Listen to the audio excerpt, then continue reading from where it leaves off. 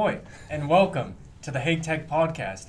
I'm here, of course, again with my co-host Thomas, and we're here sitting down today with Danny Frietman, who's a big part of the Hague Tech and going to tell us a bit about what he does within the Hague Tech, his vision for the organization, and then give an update about some events that have happened within the last months.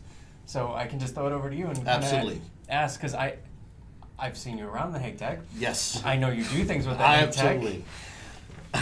If you could tell me a bit more exact what you actually do other than just hang out with us. Well, basically I'm a warm friend of the house. I'm part of the advisory board of the Hague Tech. I've been working with Thomas, Peter, and Brian, of course, in the last year hard on reaching out to potential partners and customers for the Hague Tech. And basically I'm a fan because I believe that the Hague Tech is filling a niche, a need for the city which haven't been out there. So I'm very proud to be part of this team, and that's why I'm here. I hang out and I help. So what was it that really brought the Hague Tech to something that you felt you needed to take part of? I think we have a very fragmented view in The Hague as it is around tech startups, people that are looking for jobs. There wasn't actually an innovation cluster. So it was all fragmented in offices around here. And what we were missing, and I think the Hague Tech is filling a very important gap in that, is like an holistic view, also a physical place where just people can go to, meet other entrepreneurs, which can grow, not of course ecological, like on the spot, right, but also in other parts of The Hague. And I think that's why the Hague Tech does what it does. And I think we're only here 1.5 years, right? But I think the potential and the ambition, which already was shown in The Hague, I think is also fundamental for things we're doing currently in Humanity Hub with the Peace Innovation Lab. So there's stuff happening also due to the fact that Hague Tech has started. Danny, perhaps also for the viewers and listeners, what's your own background? Because you do like a million of things here in this city. Now, so just give us the three most important ones. So we already discussed the Hague Tech, but what are the other two? I think basically, if you boil down to what I normally do in a week, Thomas, is that I will be 47 this year. I have a background in business administration, right? So I started my first company already 20 years back. It was a little bit too early though and too young. And I think basically what I do with my companies is that I connect people to people, but always around specific topics. Mm. And I used to be an advisory partner in an advisory firms, but I learned that through content, through topics like mobile or blockchain or IT, I get the ability to connect, humongous groups of people here in the Netherlands, but also outside of the Netherlands with each other. So you perceive yourself as a connector? That's basically what people say. I think, on social, I just call myself a tech entrepreneur and investor, which I am. But indeed, that also makes it, I do a lot of stuff, which I like. But it's basically always around small things and reaching out to people and people reaching out to me. What tech developments make you happy at the moment? I'm getting really enthusiastic about blockchain because I think it is fundamentally changing discussions we have also here at Hague Tech. Last year I had the opportunity to bring a fast-scaling blockchain company from Bangalore to The Hague, Cripsy, which we invested in also. And I think blockchain is changing rapidly discussions around safety, security, also discussion this last week with Facebook, right? And I think that's gets me warm.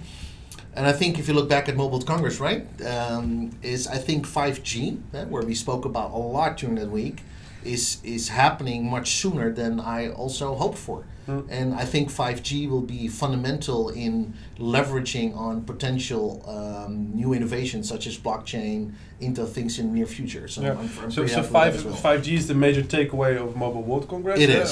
Talking about latency but. Perhaps moving on to that topic, you were there. Yes. With your organization Enterprise Summit. Yes. And you organized the Dutch Pavilion, yeah. Which is very known amongst every Dutch visitor of the Mobile World Congress event. And which Thomas and I were lucky enough to be a part of. And we were there too. Yeah. Very happy to be there. So 5G was a major topic there. What else? Did you saw something interesting?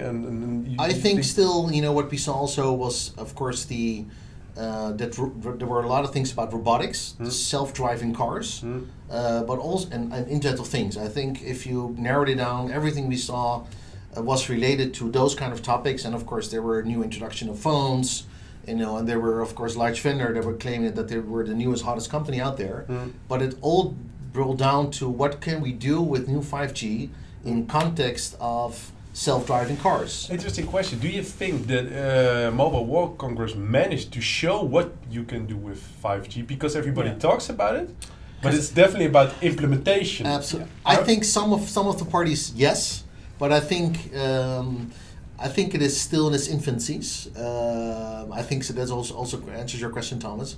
I think next year will much more be about hitting the spot and doing something very concrete with 5G. Yeah. But I think the also envision is that we will see in the next year before February 2019, again Mobile Congress, that we will see 5G already hitting the Netherlands in specific regions, and I think specifically Rotterdam, more specifically the harbor, will be a test pilot for 5G, and we will see, I think, very interesting things happening there. Is it a potential for the city of The Hague to do something with 5G? Absolutely. Since we used to be the city of tech and yes. telco. Well, we shifted a little bit, of course, also to the fact that KPN's head office merged to Rotterdam. Now we are much more into the security and of course the piece, the human part of tech. I think with the attraction of Stanford, the launch of the Humanity Hub, the Living Lab project in Scheveningen, in combination with the coming of the Volvo Ocean Race in June, I think there's still a lot of momentum still happening in The Hague where we are proud of, and I think where we can take momentum of. Also with 5G. Absolutely. Okay, interesting. And moving from Mobile World Congress, I think 1 week later you went to Austin. 5 days later. Yeah, well, I'm lucky to if you look at what we've been doing in the last years, building pavilions and programming around Mobile World Congress, Web Summit, Smart City, I also was asked by my government to build a new plan for South by 2 years ago, which we launched last year. South by Southwest for the viewers. South by Southwest, awesome. Of course, we're talking in slang because we're part of the group that are interested in that one. 420,000 people came this year in Austin, Texas. We went with a group of 55 companies, 22 startups. Was led by our Prince Constantine Special Envoy, and I think the Hague Tech was there as also with of course with some startups, right? Yeah. And the Hague was there. I was, it's just it has no comparison whatsoever with the Mobile Congress because it's just a city, it's a festival. It is scattered around, but Elon Musk just showed up right a couple hours before he was on stage. Arnold Schwarzenegger, the mayor from London, Mayor Khan was there. The mayor of New York, so it was all and our prince, but also course, the CIO of the Hague, opening up, closing down the official drinks from the South by City Summit with the CTO of New York, right? So I think we put a bulge on the Hague there as well. So what you can say is that the Hague really has an international network. We're dealing with the people who are in the forefront of technology, Absolutely. Innovation. What were your takeaways from South by Southwest? I mean, what was the main topic that really inspired you? What was interesting? Well, I think if you look at a topic which was just launched 4 months ago within South by, the City Summit, which we probably would call the Netherlands Smart City, that was an overwhelming success. With it's also the mayor of London, Khan, speaking as a keynote. Due to the fact that cities, even like The Hague, are becoming the local communities of the world, right? Everything is happening in this vibrant local community in cities. And I think the key takeaway, even looking at Austin with 420,000 people, is that innovation and also work, people connecting to each other is in the city. So that's where also the most emphasis should be, from my perspective, for the Hague Tech, is that we still focus on leveraging the momentum we have and making connection also to the national community in the Hague. That's an interesting perspective you provide, because can you say then, based on what you just mentioned, that cities in their positioning worldwide are becoming more on the forefront than, for instance, countries? Well, for instance, shouldn't we have the Hague Tech Pavilion at Mobile World Congress instead of a Holland Pavilion? That's a very interesting. I believe that in Estonia, with their digital vision on registering people, but also on the digital economy, I think cities will become maybe at some stage, even if more important than central governments. Yeah. And I think Amsterdam is, I think, a very good example, of course, and we look with pride, but also sometimes a little bit jealousy toward Amsterdam, is the impact they have in the Netherlands, but also outside. Yeah. And what they can do and the resources they have. Yeah. It's a small community, right? Yeah. It's about promoting not only a national culture, but a city culture, a Absolutely, regional culture. yes. Because, for example, at Mobile World Congress, you could see there were national pavilions. I mean, I guess we're calling Holland Yeah. the national Exactly, pavilion. yes. It's not the Netherlands, but it fits into that. Yes. And then Germany actually didn't come as a country; they came as specific regions. Absolutely. And you then had the Catalan pavilion, which was most of the Catalonian companies trying to show off regional Yeah. pride, whereas then you saw Korea came as a country. Yeah. I think it was Ireland came as a country, and we were next to Russia as Yeah. a country. But you really saw that the same culture was permeating from all of the Yeah. different things, no matter region, country, or city. True. And I think what I really miss about Mobile World Congress is that that's why I do believe in a Dutch pavilion for Mobile World Congress, Thomas. But it should never be only exclusive for The Hague. What I would love is that other cities would join me towards Mobile World Congress.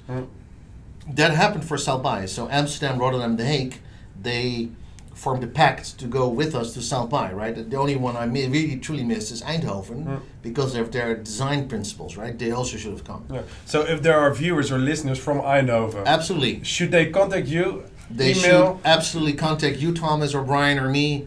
But I think at some stage we should be, it's an open platform, right? Yeah. So the Dutch is even for Groningen and Leeuwarders, join us, right? Yeah. And come over to Barcelona and South by next year.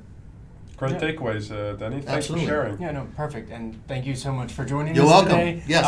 It's really great that we got to have an introduction to where you fit into the community, where you fit into The Hague, and also a bit of a personal Yeah. background, which is always nice to have. Absolutely. And I'd like to thank all of you for joining us today, and to make sure to subscribe to us on iTunes, SoundCloud, and other things. there's other platforms, I promise that. We'll add them in the show notes.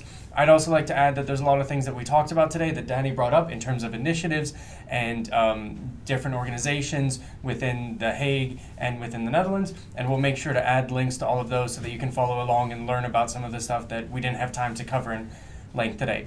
I'd also again like to thank the new media studio with Martijn and Jair for providing all of this, and the Hague Tech for providing the platform to allow us to do this. And we hope to see you next time. Thank you Absolutely. very much. Thanks. Bye, guys.